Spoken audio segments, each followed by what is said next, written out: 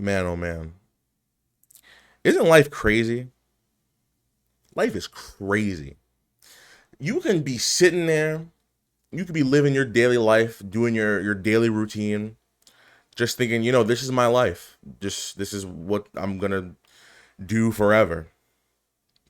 And all of a sudden life just steers you left randomly out of nowhere. And you can't do nothing about it. Life can go a completely different direction than what you had planned on, than what you were expecting. And there's not anything that anybody can do about it. Life doesn't give you a warning before life happens. None of us were told before we're about to get birthed into this earth. And none of us are going to be warned before we get taken out of it. You know what I'm saying? Life just happens. And we're here, we're a slave to it. And, I'm learning that more and more as time goes on, is that, things are going to happen in this world. And sometimes you just got to accept that, that is life. That's just what happens. You know what I'm saying? It doesn't mean it doesn't suck. It doesn't mean it doesn't suck horribly. But, that's just what it is. I said it yesterday, this video is not going to be monetized. I mean, if there are ads on this video, blame YouTube. I didn't do it. I'm going to play as Bray Wyatt the whole time. Why would I ever play as anybody else? And we're going to talk about him. I mean, it's weird that people came to me, they rushed to my channel and my Twitter to see my immediate reaction because they know how much of a fan I am of Bray Wyatt. I don't really like attention being put on me for a reaction for somebody dying, but everyone's talking their little piece, and everyone's already heard from me a billion times what I think about Bray Wyatt and everything, but we're gonna go over it right now as well. We got a match going on. Of course, this guy picks Roman Reigns because classic. What are you gonna do? Whatever. Growing up, I started watching wrestling when I was 8. I was 8 years old, which doesn't feel right. I feel like it might have been earlier, but it wasn't. But in November of 2007, I was 8. So my sister had put me on to wrestling. She was the one that there was a lot of kids in my school, right, that were watching wrestling. They would all have Monday Night Raw shirts. I'd see like the old Ruthless Aggression era shirts of John Cena with the bulldog on his shirt and everything. And I never really, understood it and got into it. And I might not even have wanted to stick around and check it out if it wasn't for, what are you doing? If it wasn't for my sister was the one that put me on to wrestling. She was the one that, made me know what it was. You're just going to walk around the whole time? Whatever. And I grew up watching, Batista, The Undertaker, Triple H, Edge, Shawn Michaels, Rey Mysterio. That was my era, you know what I'm saying? I wasn't around for the Eddie Guerreros, the Chris Benoits even as well. It's kind of a different story, but I wasn't around for that, you know what I'm saying? The only thing that I've really been around for when somebody has passed away that I can remember is Umaga, which everyone found out about way after it happened. They were just like, wait, he died? When? What are you talking about? And Jay Briscoe and Brody Lee, you know what I'm saying? And it's crazy because I have never lived through one of these before where it was something that really hit me hard, you know what I'm saying? Brody Lee passing away and Jay Briscoe passing away sucks so bad, you know what I'm saying? But I'm naturally an emotionless person, and I don't know, I always think that I'm broken. Family members dying, great grandparents, kids I went to school with passing away tragically, and I'm not it's not a good feeling, obviously, but I've found myself to not feel anything, and I've been very scared of myself for that exact reason, is that I just feel borderline nothing. You know what I'm saying? I feel sorry, for sure, but I've never felt emotions for passing. I don't know what it has to do with. I want to be sad, and there's just some times where I can't be. You know what I'm saying? I don't know. This killed me. This absolutely killed me. 100%. That might be a rope break. Yep, that's a rope break. It's not. What a waste of time that was. I mean, hey, shout out me, I guess, for winning that. I'm gonna load up another one, but I'm not gonna cut off what I was saying. I mean, so okay, I started watching wrestling when I was 8. And I liked all of the wrestling. I mean, this is a period of time where I just got into wrestling and all these people were larger than life. It's kind of hard to feel excited when you go to, like, because I hate like saying this because it comes off like I'm just trying to brag to people. I hate like doing that. But you know, I've been to a lot of wrestling shows. I'll just say that. You know what I'm saying? And I used to be really excited when wrestlers came out. Like, oh my God, it's freaking Edge. It's Randy Orton. Oh my God. You know what I'm saying? But after a while, you know, you go to SummerSlam every year. You know, you go to a bunch of Raws and SmackDowns, a couple of WrestleManias, and you see it already. Once you've seen one wrestling show, you've seen a bunch. The stories might be different, but, you know, the feeling is the same. So when you see a bunch of wrestlers, and I've had the privilege of meeting wrestlers like Drew McIntyre, Matt Riddle, Omos, Liv Morgan, Roxanne Perez, and a bunch of other people. You know what I'm saying?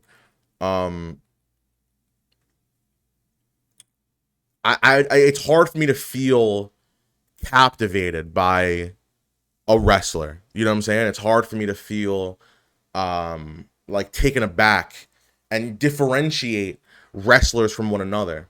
You know what I'm saying? Besides maybe John Cena,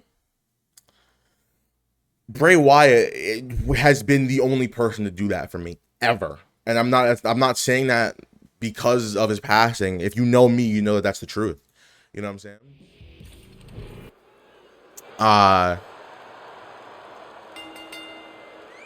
And it started with that cult leader gimmick. You know what I'm saying? It started with the whole, okay, game, thank you, whatever. It started with, you know, Eater of Worlds, Bray Wyatt, where he was with the Wyatt family. That was one of the coolest gimmicks I've ever seen in my life. One of the coolest theme songs I've ever heard in my life. And just like the feel of it. The feel was absolutely incredible. There's nothing comparable to it. You know what I'm saying? The way he spoke, the way he presented himself. It was you cannot compare. You still cannot compare it today to anything. Maybe The Undertaker, only because it's kind of a spooky-ish gimmick, but they're not nearly the same. And with the exception of the whole, you know, maybe spooky fantasy kind of goth looking thing, you know?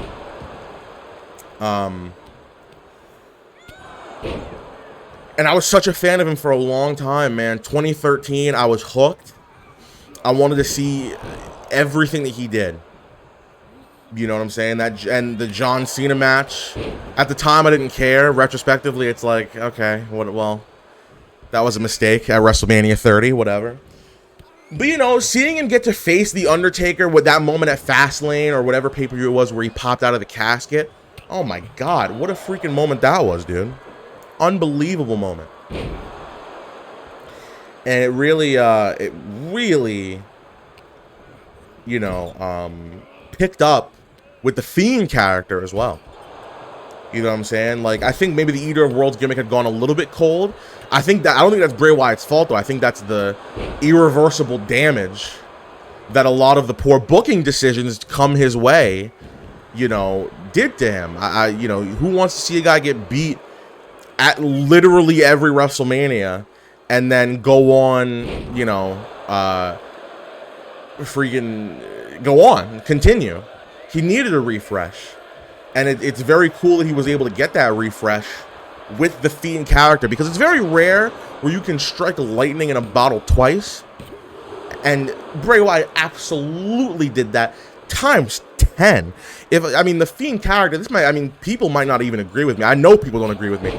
I will take the Fiend character over the Eater of Worlds gimmick any day of the freaking week. However, you need that several years of context to appreciate the Fiend character, you know what I'm saying? So it's a little bit different. But man, oh man, I mean, what just an overall presence.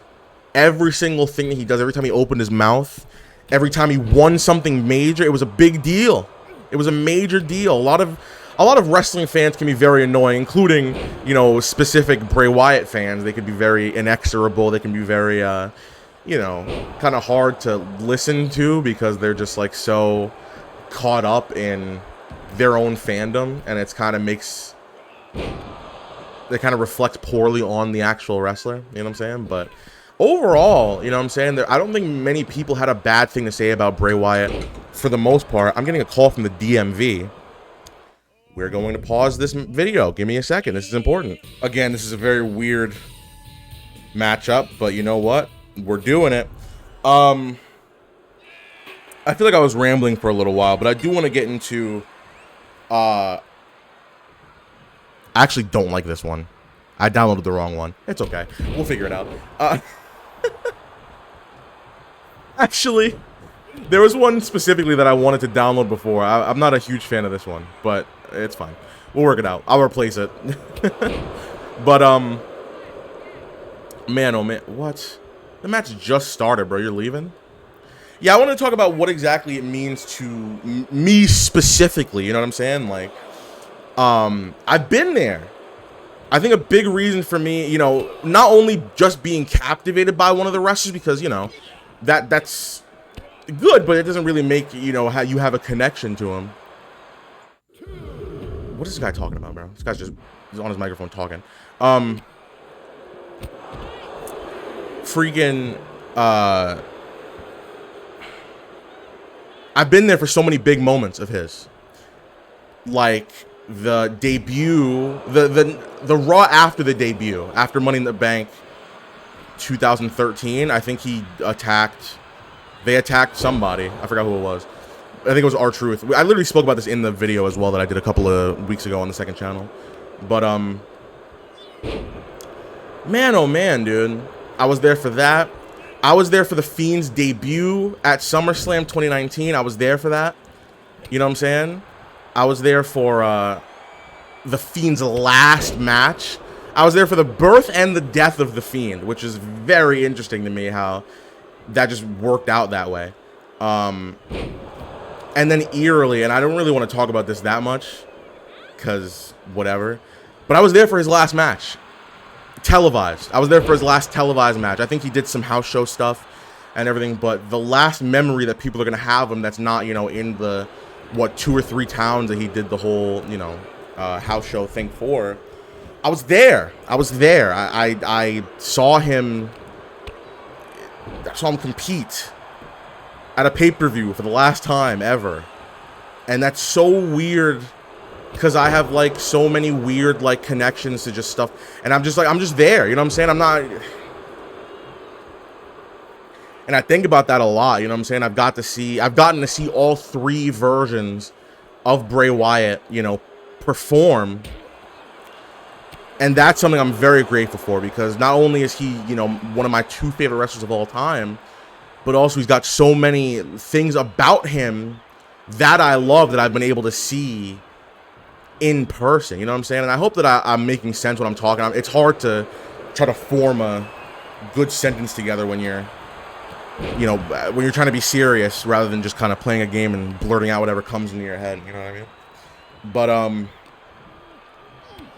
yeah, man, there has not been, I don't think there's ever been a more creative person than Bray Wyatt. I think, you know, obviously, you know, you got the Bloodline storyline and, you know, they're doing their thing and it's exciting, you know what I'm saying? Without a doubt, without a shadow of a doubt.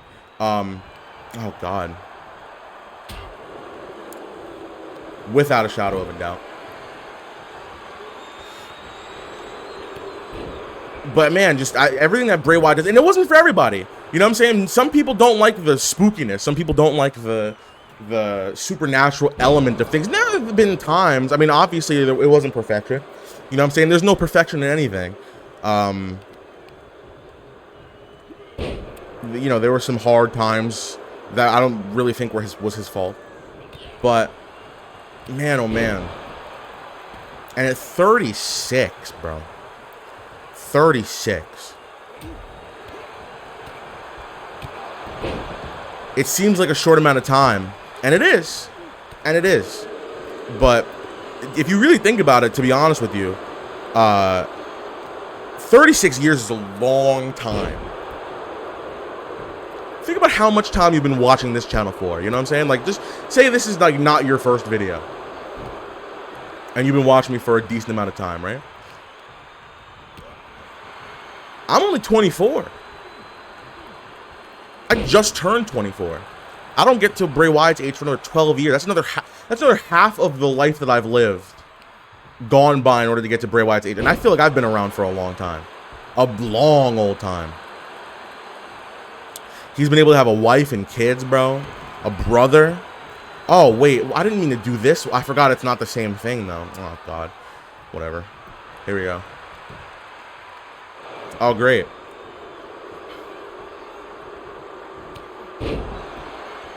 I wonder if I hope I have the regular one. Okay. Do I? Mandible claw. Pin combo. I have to hold it. Okay, cool.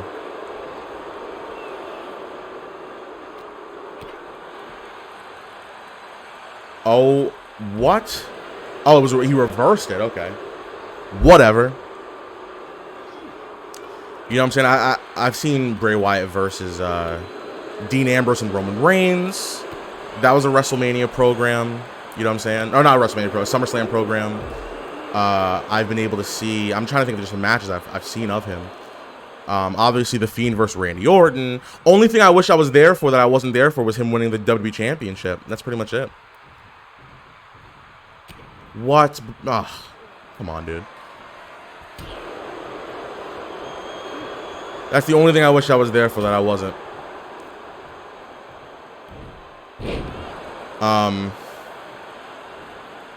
But man, just it's so underutilized as well, bro. And I hope I'm not like just kind of rambling. And if I am, I apologize.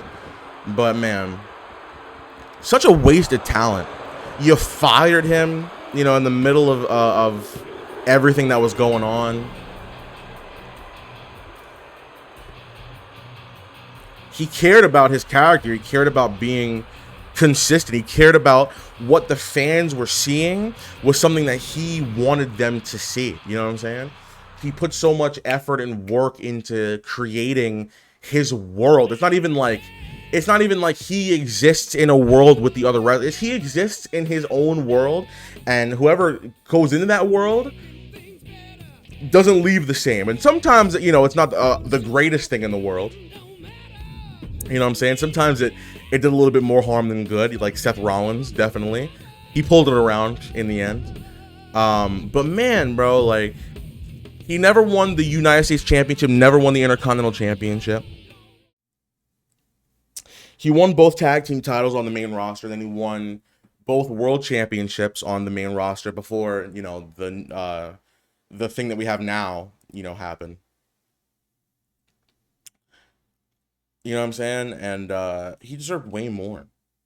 He deserved a longer WWE Championship reign. He deserved a better Universal Championship reign ending. He should have defended that title at WrestleMania.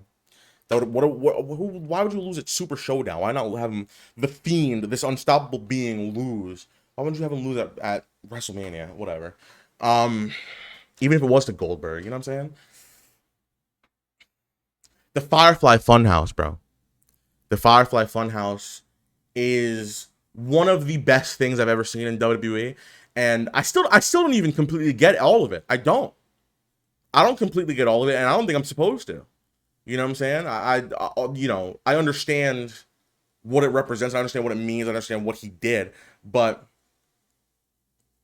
that doesn't necessarily mean, you know, there's a lot of stuff that's up for interpretation. And that was a lot of his character as well. It's just like, you know, you think you know something, you might be right, but it's all speculation. You know what I'm saying? And we were never gonna know. That's the mystery. He was always a private person. He was always, you know what I'm saying? He was always keeping to himself. He didn't go and tell any dirt sheet, you know, what his next plan was. You didn't know what was coming next for Bray Wyatt. That Fiend thing, you know how crappy the Fiend thing would have been if it was like spoiled previously, you know what I'm saying? Like when Edge returned at the Royal Rumble, everybody and their mothers were reporting that. And we're saying that that was going to happen. And then when it happened, all of those same reporters were like, oh my God, I didn't know this was going to happen. And everyone else pretended that they didn't know either, even though we all had a feeling because that was all being talked about. You know what I'm saying? I hated that. The Fiend, no one, you don't know anything that's going on with Bray Wyatt. He doesn't talk to nobody. He keeps to himself. He likes to keep his mystique, his mystery, his freaking, his pizzazz. You don't know what's going on in his head. You don't know what, you never know what he was doing in daily. He doesn't post on social media. You don't know what he's doing in real life. He was just as mischievous, not mischievous, but mysterious in real life as he was on TV. And that like added to the, you know, to the mystique and just the lore. Not the lore. I feel like lore is going a little too far, but it added to the mystique. I'll just say mystique. I've been saying that word a lot. I tried to avoid saying that again, but it does add to the mystique of Bray Wyatt. You know what I'm saying? Yeah, sorry, buddy. It's a shame that not too many people are gonna have fond memories of, you know, the third iteration of his character. You know what I'm saying? Something was definitely bound to happen. You know what I mean? Something was definitely bound to progress and be a little more, you know, dove into. It was just taking a long time. I think he might have returned at a time, an unfortunate time, because there was a lot of stuff that I feel like was being waited on before there was any action taken. You know what I'm saying? Who wants to do something at freaking on a random SmackDown in December? Let's wait till a big pay-per-view. Let's wait till a big moment. You know what I'm saying? We were building the whole Alexa Bliss thing, the Wyatt 6 thing. And you know, people didn't like that version. Truthfully, I didn't really care about this version either. You know what I'm saying? But that's also because I didn't know enough. I don't know, man. I don't want to keep rambling. We'll probably end it after this. But man, oh man, what a tragedy. What an absolute tragedy. And it's very heartwarming to see that, you know, people care. You know what I'm saying? People don't, you know, it's weird that people come together only when somebody dies rather than when somebody does something good. You know what I'm saying? It's unfortunate, very unfortunate that that's the case with pretty much everything. I don't know, man. This one's gonna sting for a long time. I've never had to go through something where, you know, somebody that I grew up watching and was still active dies. You know what I'm saying? It's... Oh. I didn't mean to do that. Well, here we go. Ah. Can you, like, stop, though? That'd be nice. You should, like, stop kicking out. Please?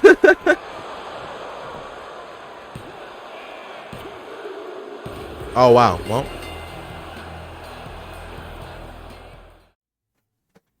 I apologize if this video has been all over the place. I kind of didn't come on here with a plan of what I was going to say. I just wanted to talk about how I felt and my, you know, connection to the character and what he's meant for me over the last couple of years. Bray Wyatt's been, you know, the type of person where WWE could suck balls for a long time, and it has for a long time, especially the era that Bray Wyatt was at his peak in.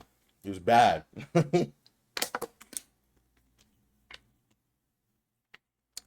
But Bray Wyatt was always there for me. You know what I'm saying? Like, I was always excited to see what he did. No matter what happened, I was always excited to see a Bray Wyatt segment. I was always excited. You know, people didn't get excited for the matches. I was excited. Whether or not I ended up liking them too much in the end, I was excited to see them. You know what I'm saying? Man is a legend. And I don't, you know, everyone uses the word legend. He really is. No one has done what he's done. Ever. And it's going to be very hard to replicate something like that and make it unique ever again. Bray Wyatt is the most unique WWE superstar I've ever seen in my life. Um, we live in a world today where everybody's just a wrestler. Everybody's just a wrestler nowadays. You want to be, a champion. You want to be this. You want to be that. You just have to be a wrestler. They give you a name. I could go into WWE today. My name would be Jaron Walker. I would wrestle. I'd have some cool moves. I'd maybe call somebody's mom fat or something on the microphone.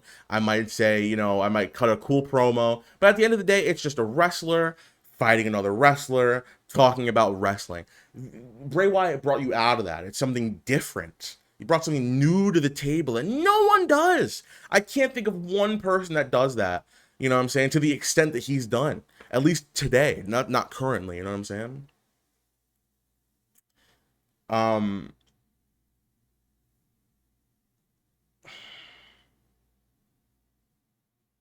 I couldn't believe it when I saw it. I could not believe it when I saw it at all. I had to go outside. I spoke to my ex for the first time in months because she was a Bray Wyatt fan. When I introduced her to wrestling, and we had spoken on the phone about that for a couple of minutes yesterday. It's weird. I hope they do a cool tribute show tonight on SmackDown. You know what I'm saying? But death doesn't happen without life. I need you to remember that. That death is going to happen regardless. Bray Wyatt not dying yesterday wouldn't have meant that he wasn't going to die from something else a week later. Not anybody. You know what I'm saying? Everyone dies. Everyone will leave this earth at some point. You and me, everybody within 100 years are going to be gone. No matter how it happens, whether it happens today, tomorrow, next week, the month after, the year after, 70 years from now, we're going. You know what I'm saying? Death is a part of life. And it's sad because you don't want it to happen early. We fight for so long, and we want to be as safe as possible because we don't want to go out, early. You know what I'm saying? But that doesn't mean anything. Life can hit you. You don't even know. You know what I'm saying? Life comes and goes without warning ever. And all you can do when that happens, you can be sad. You know what I'm saying? You can cry. At the end of the day, the only thing you are ever able to do about death ever is celebrate the life. Ever.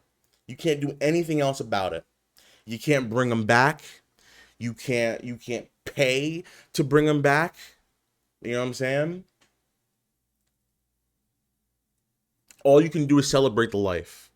And remember the good memories that you have of anybody, not even just Bray Wyatt, not even just anybody, not Jay Briscoe, not Brody Lee, anybody that has passed away. All you can do about death is celebrate the life. So I hope that this week and the rest of this week is spent doing just that. You know what I'm saying? Mourning sucks, and I hate doing it. I really do, because it doesn't do anything but create sadness and stress. And while that's something that's normal, I'm sure it's not something that most of the people that or some of the people that we've seen die would want. I'm sure they wouldn't want us to just sit here and cry all weekend, sit here and be sad all weekend. They'd want us to either A, celebrate the life, or B, move on, because death is a part of life. You know what I'm saying? I will forever be a Bray Wyatt fan to the day that I die, whatever day that might be. You all know how I feel now. That sentiment does not change. You know what I'm saying? You're going to see a lot of people online. You're going to see a lot of people over the next couple of years talking about, I was the biggest Bray Wyatt fan of all time. Oh, I never had anything bad to say about Bray Wyatt ever. He was always great. It doesn't have to be like that. You know what I'm saying? I'm going to be real with you. I'm sure other people will be real with you as well.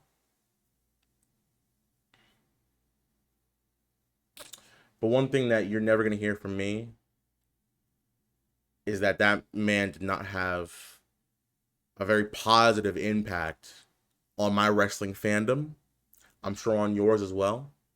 The most unique WWE superstar of all time, and there will never be another Bray Wyatt, ever. Ever. You can try your hardest. There will not be another one, ever. We have these segments where The Undertaker is passing the torch to him, whispering some stuff in his ear, you know what I'm saying? They're not the same. One spooky gimmick doesn't need to hand the torch when they're not the same. They're not the same. People make those comparisons all the time because they're both spooky. They're not the same. They're not. And I refuse to sit here and pretend like they are just because they're both like supposed to be, ooh. No. They're not the same. You know what I'm saying? The uniquity is what made me a fan. Okay. We will see you all later for the Stadium Stampede video. Busy weekend this weekend. A lot of stuff going on, AEW wise and WWE wise, especially over the next couple of weeks as well. I hope you all enjoy your weekend. You know what I'm saying? Don't ever take life for granted because you do not know when it's over. You can sit here and think, well, I'm gonna die in 70 years. I can do whatever right now. I can sit back and do nothing for the rest of the day. You could die today. You could die whenever. So you got to celebrate your life while you're still alive. That's what I'm definitely learning day by day. We will see you later.